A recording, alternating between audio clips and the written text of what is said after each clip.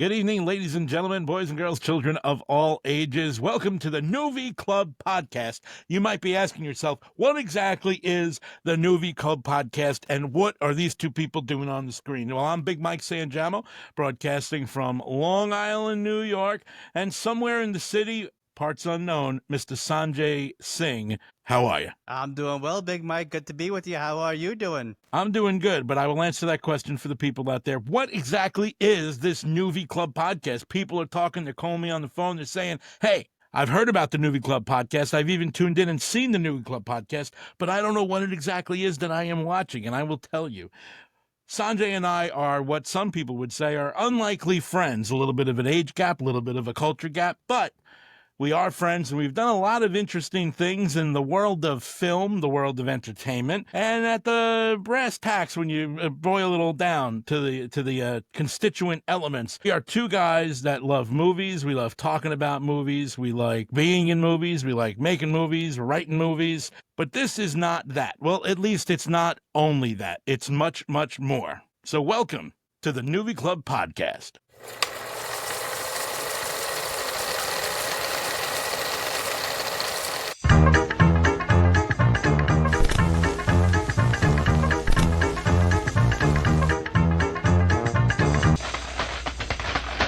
Do remix. We got our own theme song. Oh wait, been I know remixed exactly. quite a bit over the years, but it's not ours now. Yes, that's where it is right now. I know exactly how to start the show. Mustard on the beat, bro. Tell us about it. How was it? Oh my yeah, dude. I've been a Kendrick fan for a long time, since he was K Dot. That was his name, and never seen him live before. K Dot? I don't know nothing K-Dot, about this. That used to be his old rapper name. Okay. And really love a lot of his albums. Love his lyricism. And this whole rap battle with Drake last summer was just kind of like great to see it come back and kind of do something fresh and in the mix. But a lot of people that don't follow his work got a chance to follow him, find him now, and see really the wordsmith that he is. The tweets were Wordsmith. out. I'm a wordsmith. Yeah. You are a wordsmith. The tweets were out, so he definitely got some new followers. But we saw the show on Thursday, his first night in Jersey at MetLife, and over 80,000 people were there, standing for over 2 hours to watch this man and SZA perform. And it was a great show. He played some old tracks, played some new tracks. Really, really solid. Amongst 80,000 people standing for 2 hours sounds terrible. It sounds awful to me. So not obviously, I'm in the music game here. I work for the radio station, got the little radio station thing going on. I am not someone who is overly exposed or familiar with Kendrick Lamar's work. Obviously, I did see him perform at the Super Bowl. And then I got fed that one little clip of the beginning of Not Like Us about 13 million times on TikTok, all different versions of it, all different angles of it. It's not the type of music that I particularly listen to, although it is reminiscent, especially in the way the lyrics are written in a clever fashion. And I had this conversation with one of my buddies, and we were like, well, yeah, especially when he gets to the line A minor, very clever. Absolutely very clever. Yeah, and I'm sure, because I'm not familiar with a lot of his songs, I'm not familiar with most of his work, I'm sure that that's just the tip of the iceberg when it comes to his ability to write clever. But what we were talking about is it seems as though that is something that is his fans are very passionate about. But I would venture to say, you're going back to the Snoop D-O Double G and Eminem days and Dr. Dre. There's a lot of clever stuff written back then too. I don't want to. It's not. I don't think. And I'm not fronting on Kendrick Lamar. Obviously, he knows he's in the game and he's doing well. I'm just saying he didn't invent being clever in music. So what's your take on that? Do you rank his cleverness as a wordsmith above all the rest? I do, especially as a modern day rapper. I mean, people ask that question, who's your favorite rapper of all time? And they, I just see those videos of on the street interviewers. They're like, who's your favorite rapper? And some of the kids are like, NBA Youngboy and Yeet and like all these like random people that like don't even rap. We have a very more classical take on this. I'm a fan of Tupac and as a Biggie, kind of like yeah.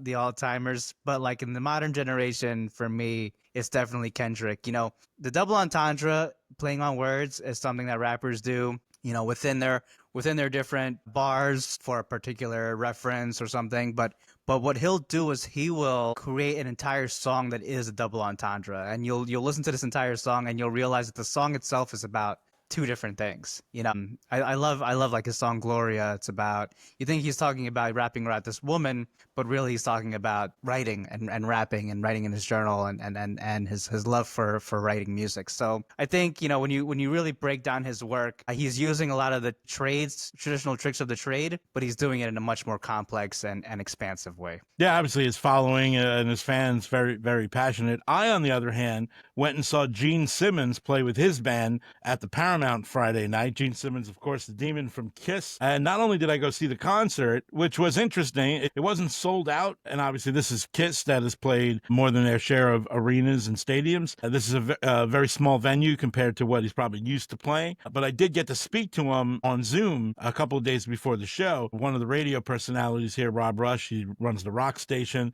got an opportunity to do an interview with him to promote the show.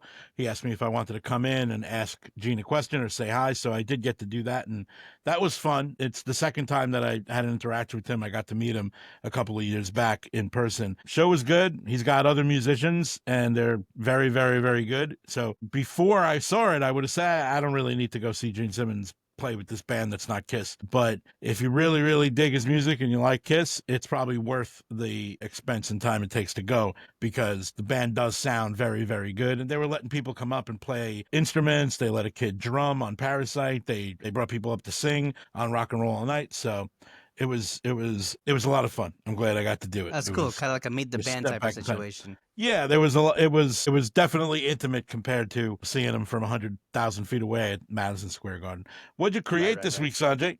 So creations have been, well, we just got our first results back from the ads that we've been testing over the last several months. So we have the results from that, where we're retooling those. Over the past month, we've tested about 10 different campaigns, each with about a $75 budget. And we learned that the benefit-driven hooks, like the ones that we're providing something like, you know, are you looking for a job, or you want a $500 giveaway? Those kinds of ads drove the most clicks, especially with the 18 to 25-year-olds on Instagram stories, while kind of like the broad, generic, you know, support indie film messaging fell flat. The static images performed better in feeds, the videos won in stories, and the older demos proved cost inefficient. So now we're going to kind of retool those, focusing on those kind of specific value-driven ads, 15-second videos, and focus on the 18 to 30-year-old in key metro areas. So we'll be kind of retooling some of our ads, and one of the things that we're doing in addition to that is writing a short film that is going to fit into a larger marketing campaign for Nuku. So I've been writing a short film that will likely shoot next weekend. Oh, sweet. That's pretty cool. I got served an ad of a video that I was in. We've been talking a lot about the PC Richard and Son videos that I've been doing. There's a lot in the can. Now there's 3 in the can that haven't been put out, but one that they did put out, which was the first in the series where I'm purchasing a Weber grill at PC Richard and Son. It's out. It did really well organically. Then they put some money behind it in ads. So people are telling me, oh, I got served this ad. And it's just me going to buy a grill. But it's getting interesting responses from people about the energy that I'm bringing. I can't wait for the next 2 videos to drop. There's one where I get the grill delivered, which Sanjay's seen all of these, and I just shot one this weekend where I'm cooking on the grill, and I developed a character for that, the Grill Daddy. I made the Grill Daddy's double stuffed chili cheese K-Dog. I am excited. For the crescendo that you are building with the double inside chili cheese dog. It raised questions from everybody that I got feedback on. They were like, is that a thing, putting a hot dog inside a kielbasa? Or did I come up with that? Everybody knows that I do a lot with creative combinations of food, and I've been pretty successful with that. I always felt bad that I never got the third sandwich for Subway, because I had a third sandwich for Subway, but it never got that far. But I did have two, and they are still on the menu, which still blows my mind, although it doesn't fill my bank account. That I can tell you. But yeah, that's what I worked on over the week. More PC Richard and Son videos. I actually filmed one today about their Memorial Day sale. So I have a patriotic character that I bring out for those occasions. This one's called Cousin Sam. Nice. And I'm Cousin Sam. Yeah, do I have the thing? I can show you real quick. You got the American flag pants too? I do. Let's and the see, blue blazer? I'm going to try to, well, all right. So the Uncle Sam costume, that one comes with a jacket. But the reason why I'm not Uncle Sam, the reason why I'm Cousin Sam is because Uncle Sam's jacket didn't fit. So, so then I had to replace it with a vest, but the vest don't really fit that well either. Yeah, that's good. So that's good. He's Cousin Sam because Uncle Sam's jacket didn't fit. Okay. So I filmed that today, and I'm putting it together, and hopefully it'll be out and people can see it, and we'll see what happens next out there. Nice. It's a good deal you got with PC Richards. PC Richard and Son. PC Richard and Son. Not PC Richards, not PC Richardson, not PC Richards, not PC Richard and Sons. None of that. It's PC Richard and Son, and that's why they pay me the big bucks. They really. And who do you know at PC Richard and Son? Do you know Richard? Do you know his son? I don't have any personal interaction with the owners, although the owners do come in and record commercials here in the radio station. Nice. I deal with their marketing team. Nice. And it's fun. It's a good time. It's a good time. Nuvee Spotlight. The Nuvee CowboyCat. CowboyCat. This was one of the first Nuvees that we included in Nuku Fest back in 2014. So this Nuvee has been on for over a decade now. To pay tribute to one of the classics on Nuku, one of the classic Nuvees.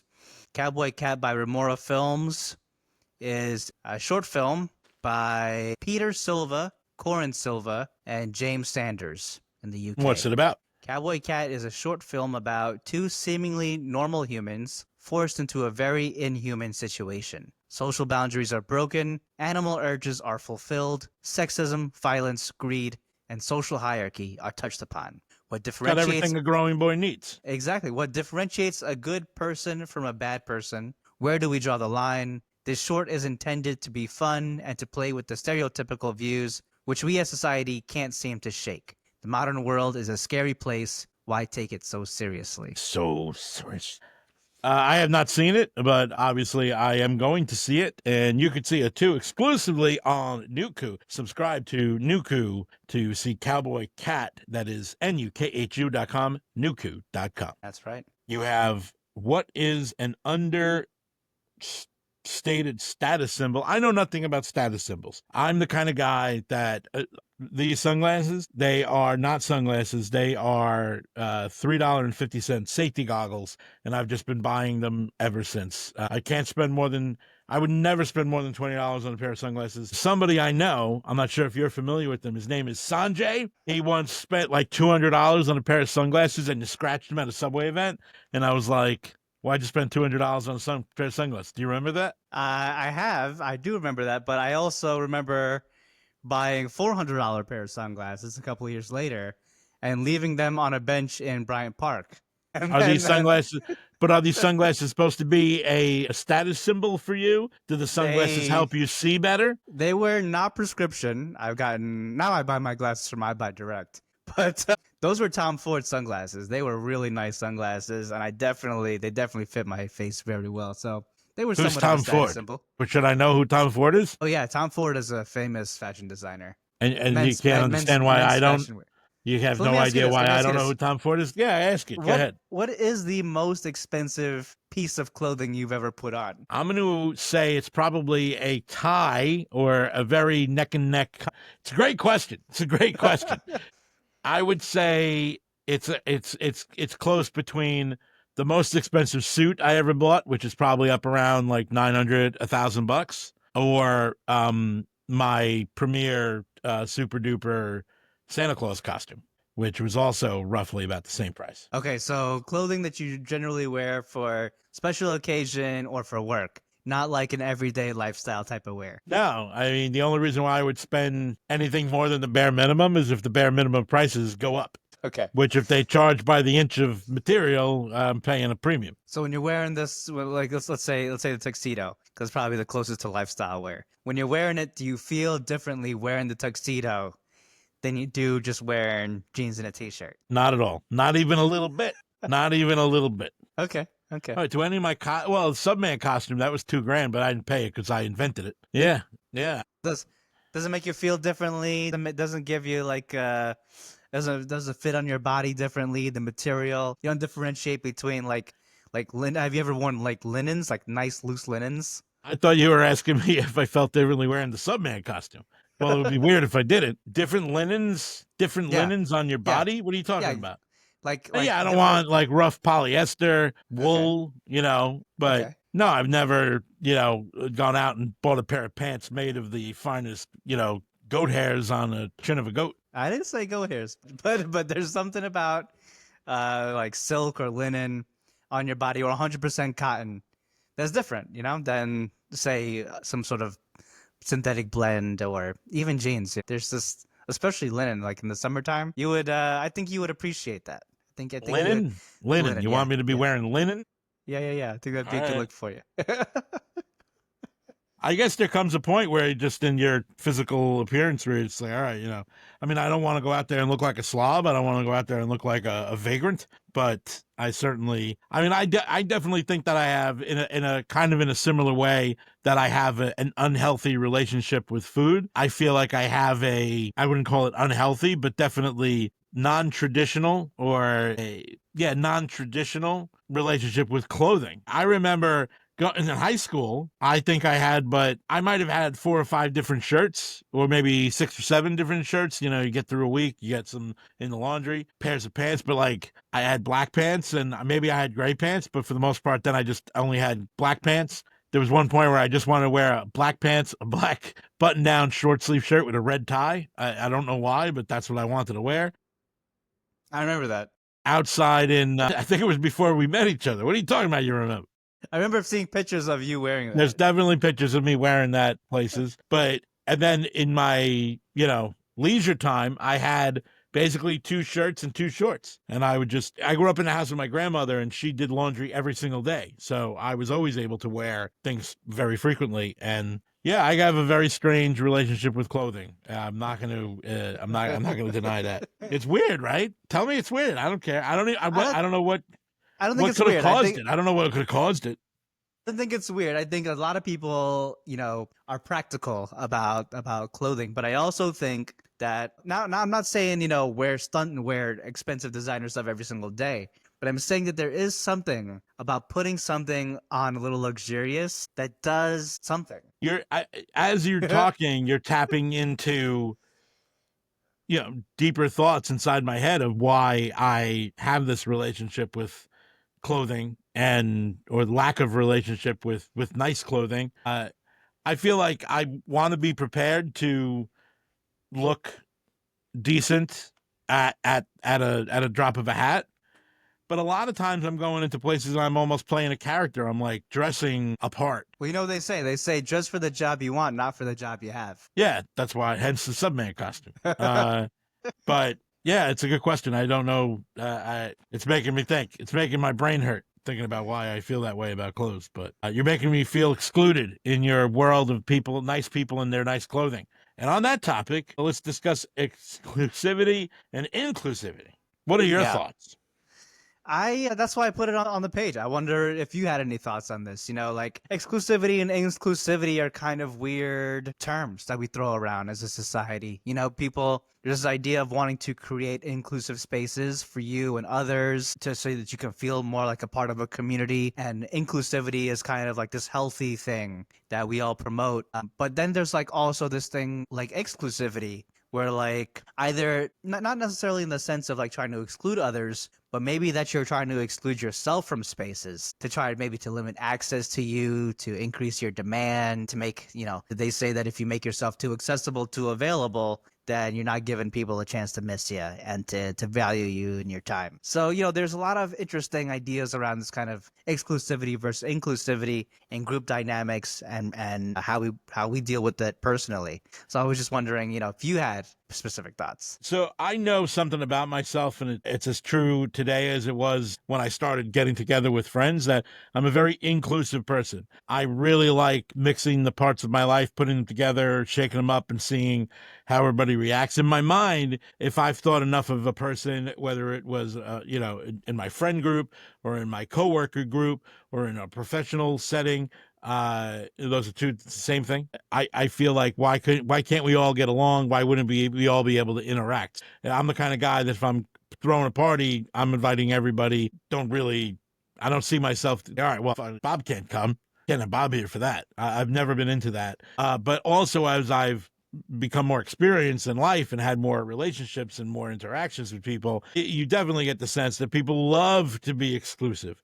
They love, that is I don't know if it's a human thing. It's certainly not the way I operate, but man, how many times have you found yourself in a situation where somebody's talking about an activity they did, a place they went, people they met, things they were doing, that they're saying it because they want you to, it's not they want you to feel, I think they're saying it because, in a way, whether consciously or subconsciously, they want to appear exclusive to. Special, I was doing this very special. Yeah, this exclusive experience, and I got to do it. And I don't really necessarily know how. I feel like it's kind of like every bride that puts together a wedding wants their wedding to be the best wedding that's ever been. And I feel like it's never going to be, because people go to the wedding. Of course, they're going to say it's great, but I think when they get home, they go, oh man, or when they get the invitation, I can't believe I have to go to this. I think that when people are talking about the exclusive things they did and all the great opportunities and all the great, I think that some people are like, oh wow, that's amazing. Oh, that's great. Yeah. Well, but I think every time people walk away, they go, know what I mean? Yeah. Yeah, they're like, that wasn't anything special in the first place. That didn't make me feel like I was among a group of people that warranted that level of exclusivity, or that warranted that level of specialness. And it really just comes down to, it's just, what are we choosing to care about today? People, I mean, it's not for me. I can't see any real, at least, and even with the experiences the things I get to do and the experiences that I do have access to, yes, I have to, it's an advertising campaign. I'm promoting it. But even I try to quell or mitigate my abounding and talking about it in private settings, because I think that, you went to a beautiful place and you had a great time. Great. If I have a chance to go, then I will have a great time too. Unless something crazy happened to you, you could probably save the story. I mean, I feel like it's this weird dynamic where after the fact, maybe you were invited to something exclusive. You have kind of these thoughts about it where you're not sure if it was all that it was cracked up to be or not. But there's also like this other segment of society that's like, they desire for. That's all they care about. That's all they care exclusive. About. It's something special to be a part of something that nobody else has access to.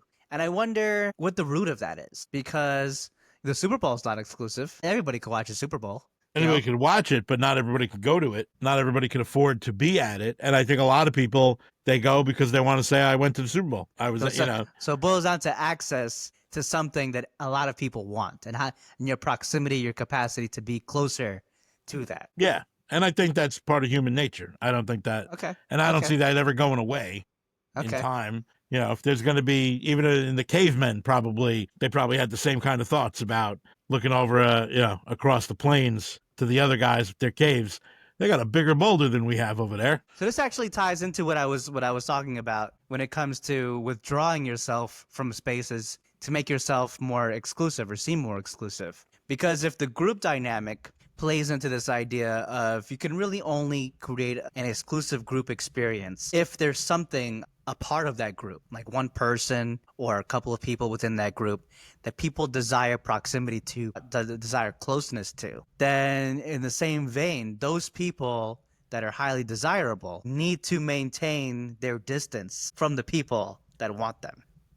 Well, I don't know at what point you would. I feel if you get to the point where you go, I am highly desirable, and I need to do something to manage people's expectations of my time. I just, maybe, yeah, just don't know. I think something happens to you when you define that for yourself, because doesn't that seem a little conceited? And if they really want to be with you now, there's a chance a little while, just wait a while, and then they won't. Well, you're talking about all this activity you're getting on this PC Richard and Son comment thread. Mm-hmm. You're a highly desirable performer amongst the a certain energy. demographic. It's the energy. It's energy, and it's across all demographics. If you look at who's liking it, but Nice. we lean in, and we try to take advantage of what we can.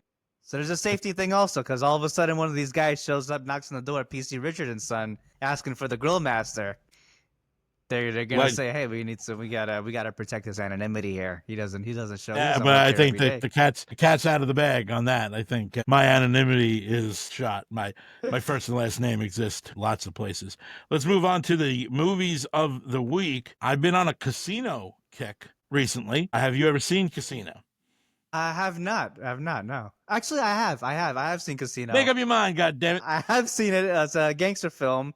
Yes. This is the one with he's reading it off the screen. No, I know he's not. Robert De Niro, Joe Pesci, Sharon Stone. In Martin Vegas, Scorsese. right? He's got this hotel in Vegas. Yeah, I remember. The Tangiers. Yeah. Yes, it's a long movie, but it's great, and it's been my go-to-sleep movie a couple of times. That's where you put a movie on because you've seen it so many times, it's like a lullaby, and then you try to watch it over the course of a month or 2 months because you only get the first 5 minutes in, you fall asleep. The next night, for 6 minutes, 7 minutes, all right, I've seen the first 10 minutes of this film 30 times. I'm going to start from 10 minutes in, and then over the course of maybe 2 or 3 months or a year, you can get through the entire movie. But there's just nothing to dislike about that movie. I know it's long, but it's a great story. It's in pop culture.